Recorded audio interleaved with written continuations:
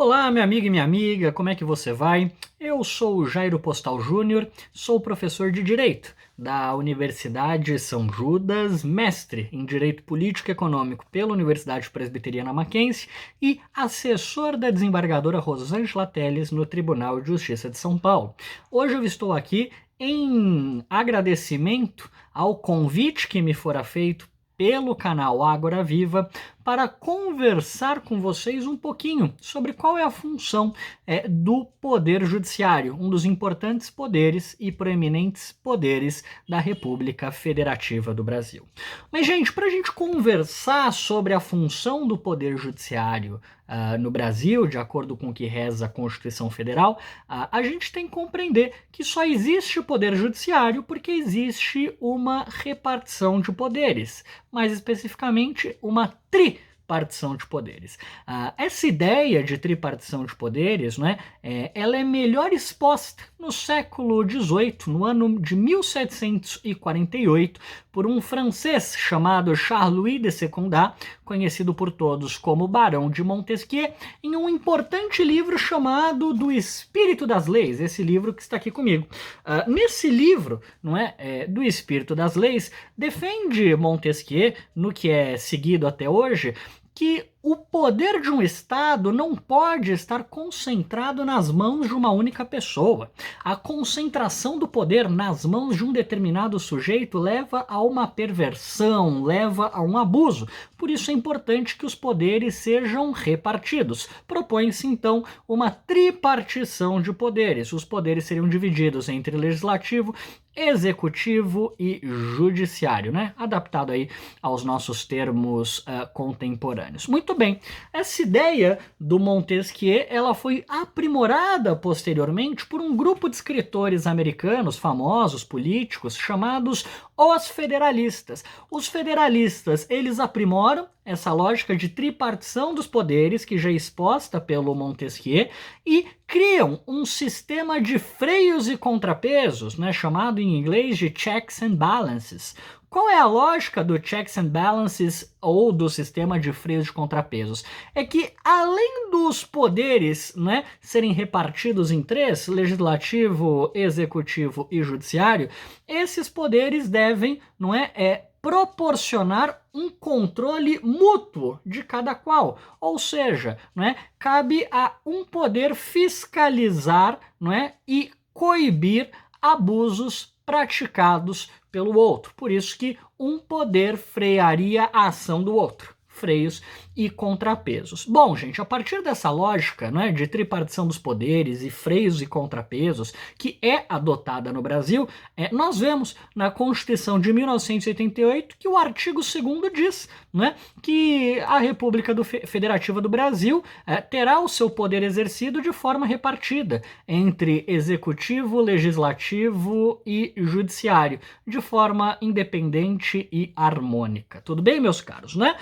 O poder executivo, gente, grosso modo, tem uma finalidade administrativa. Então cabe ao poder executivo, né, destinar os recursos públicos à satisfação das necessidades da cidadania. O poder legislativo, por sua vez, tem uma função de criar leis, de legislar, não é? É ao poder legislativo que cabe a criação do direito, a criação do ordenamento jurídico, das leis que regerão um determinado país, no caso do legislativo brasileiro, das leis brasileiras. Enquanto que ao poder judiciário, gente, cabe o exercício da jurisdição. Agora, o que é jurisdição? O termo jurisdição vem do latim, significa iuris dicere, não é? Que significa do latim para o português dizer o direito. A um juiz, gente, portanto, cabe dizer em um determinado caso concreto quem está certo e quem está errado de acordo com o direito. Cabe ao juiz, portanto, aplicar a lei ao caso concreto. Enquanto que o legislativo cria a lei, portanto, o judiciário a aplica.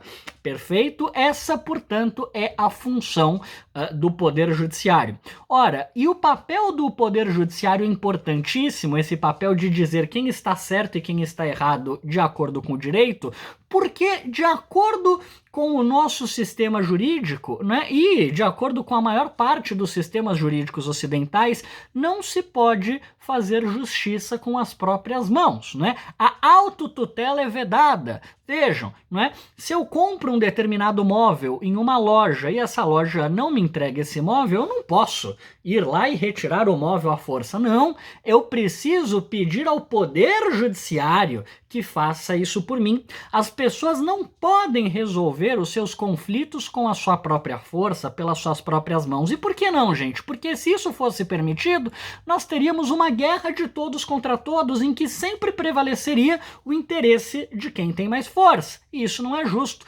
Portanto, não é, o Poder Judiciário, quando ele aplica a lei ao caso concreto e resolve os conflitos, ele tem uma função muito importante de pacificação social, porque é a partir do Poder Judiciário que a ordem se reestabelece quando ocorre um descumprimento da lei. Cabe ao Poder Judiciário, portanto, ao aplicar a lei, fazer com que ela seja cumprida, fazer com que ela seja obedecida. Tudo bem, gente? Bom, né, a partir disso, é importante e interessante que nós observemos que o Poder Judiciário é o único poder inerte dentre os três. Como assim, Jairo? O que significa um poder ser inerte? Bom, vejam, né? Para o presidente da República alocar determinados recursos para um determinado setor, por exemplo, dar um auxílio emergencial, como ocorreu agora no meio dessa pandemia de coronavírus, ninguém tem que pedir isso. Ele é o representante do poder executivo, então ele pode agir, independentemente de alguém peça, independente de alguém o provocar. O poder legislativo também pode criar leis, né, a partir dos seus representantes, deputados, senadores, independentemente de alguém pedir. Eles simplesmente vão lá e agem. O Poder Judiciário é assim, gente. O Poder Judiciário pode sair dando decisão sem ninguém pedir? Não. O Poder Judiciário é inerte. Ele só age quando ele for provocado. E como nós provocamos o Poder Judiciário a dar uma determinada decisão, a resolver um determinado conflito? Como nós tiramos o Poder Judiciário da sua inércia? Por meio da ação.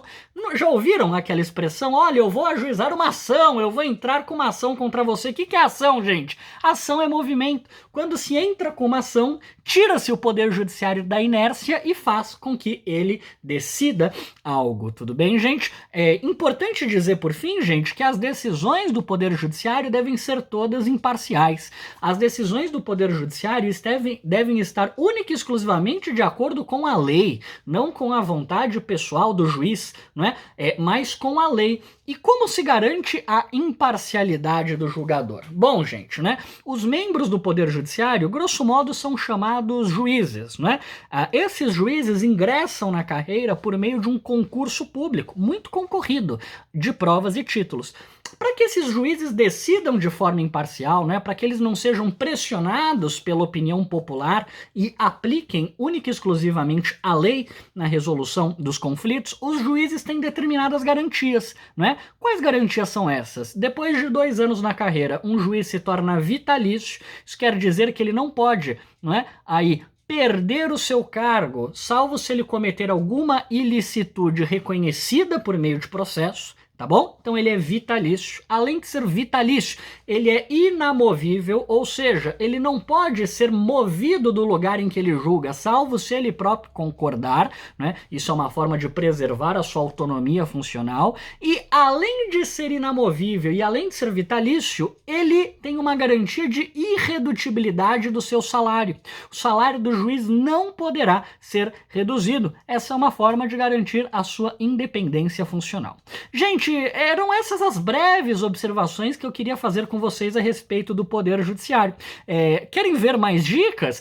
Assinem aqui, sigam o canal da Ágora, para que vocês tenham novas dicas sobre direito e sobre temas relevantes. Eu os aguardo lá, um forte abraço a todos.